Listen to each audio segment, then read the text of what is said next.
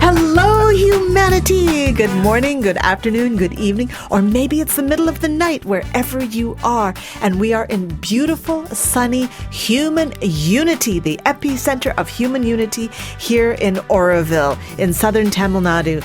And last week we were telling you that we were doing a fun shop. And you're kind of going, oh my gosh, what is a fun shop? Well, today I have Gokul here with me, Gokul. And he is so cool, and he did the fun shop with us. So tell us, Gokul, I would love to know what we want to do is we want to share at least three things of what you got that you can share with our radio and our podcast audience today. There was transformation, yes? Oh, yes.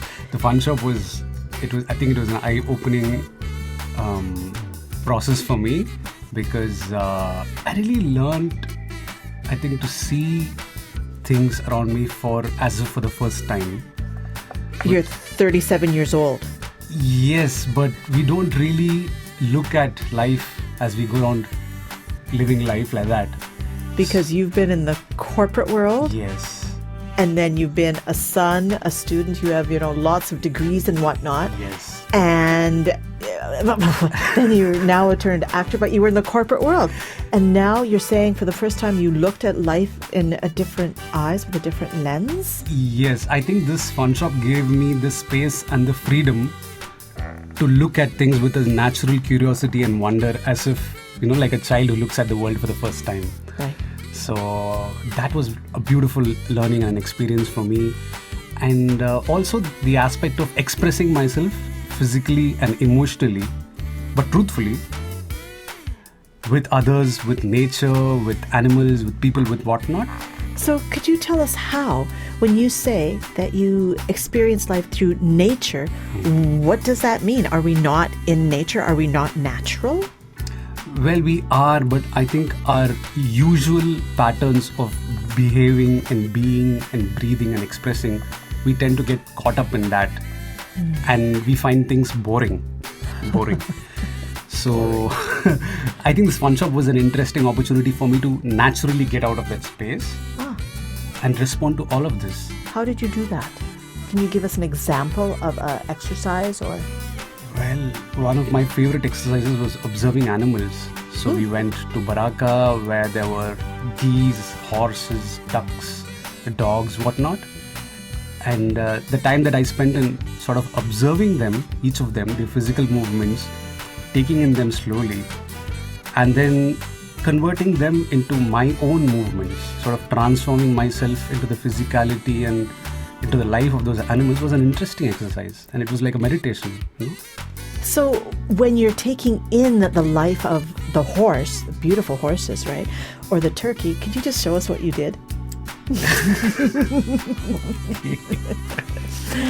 Okay. It's a little difficult for the radio audience to see this, but I'll explain it as you're doing it. You were puffing. I was puffing. I was mainly taking in the legs, the way they stood, with the alternative leg up and down, and moving their neck.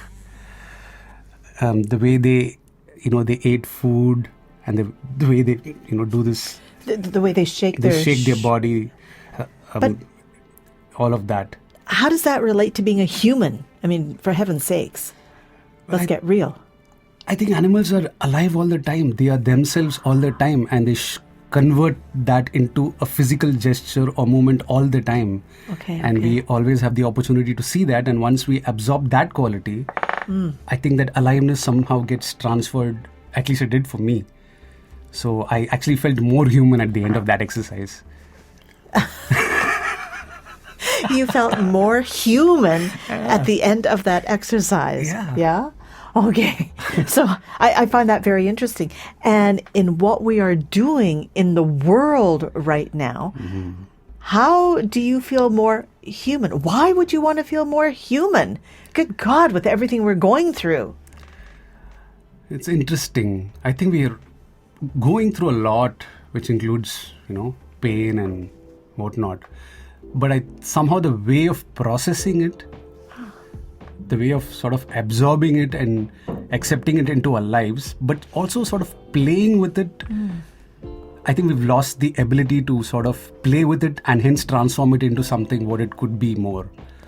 So it's through that element of play. So one of the things that you took away was the play. Oh, absolutely. And through the play and through that boredom sometimes of play, Yeah. through the transformation, Yes. did you find resilience? Oh, in that? yes. I think I'm emotionally, or once that resilience comes in, it affects my ability to approach other situations, other people, other life conditions that much more effectively. Did you ever feel like you were failing? Because clowns never fail, right? I think that was the biggest lesson for me, right? Accepting that failure, that vulnerability in accepting the failure, sort of, and being okay with it, and then playing with it and transforming it into something else was I think it sort of completed the cycle for me. Can you give us a small example of something that in your eyes perhaps was a failure, wasn't a failure in my eyes, but in your eyes may have been a failure, and how you were able to get in the moment, transform it, and feel empowered and have that resilience at the end of that situation? I think there was this, I remember this one thorny tree that I discovered in one of the middle of the forest walks that we did. And so this immediate resistance to thorns was, as a normal human being, was there. Right. But simultaneously we had this red nose and a different attitude to approaching it, right? Right. So I found myself really absorbing that tree, first trying to hug it, kiss it and whatnot, and sort of getting poked by the thorns, but then slowly starting to accepting that I'm getting hurt, almost physically, and then that transformed me into the different ways I could play with that same tree, with the thorny tree. So I found myself moving and wiping and sort of touching and hugging and embracing the tree in a totally different way. I think I learned to fail through that, sort of learned about myself through that tree itself. Well, it sounds to me you learned more than failure. You really learned to embrace the thorniness. What's another word for thorniness? The prickly side. Yeah, the prickly side of life, right? Because life is not always beautiful and gentle and wow, right? There's the shadow, there's the hard side, and you need to be able to prick yourself and go, ouch, ouch, and cry through it, and suck your. Yeah. I mean, you don't necessarily need to do that, but then it's taking that element, feeling it deep inside your heart, and then realizing that you're surrounded by nature that is hard, that's healing, it's everything at the same time. Yes. And so through this small thorn, you discovered resilience. Oh, yes. Beautiful. Within myself. Resilience in yourself, myself. and then how to relate to other people. Yes. Beautiful. Now, was it fun? It was a fun shot. Did you have fun? It was fun and play and processing everything through joy. That I think that was the best part about the show. I don't know how the 9 days went by. We laughed. We cried as well. You cried, yeah. We went through the whole cycle. It brought up many things, but at the end it was powerful and very transformative.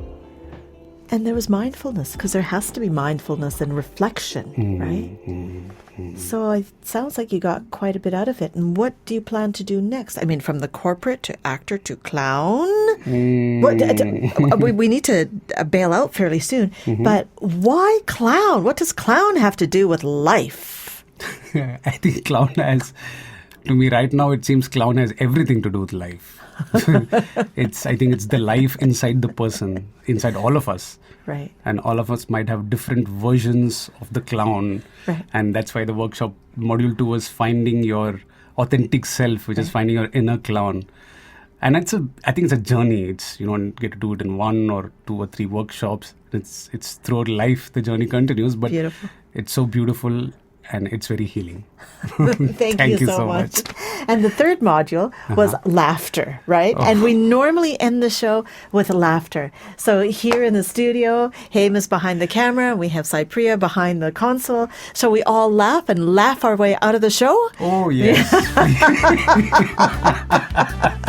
So let's laugh and clean up those lungs and spread love, joy, and laughter throughout the world. After all, we do want human unity and love. Laughter.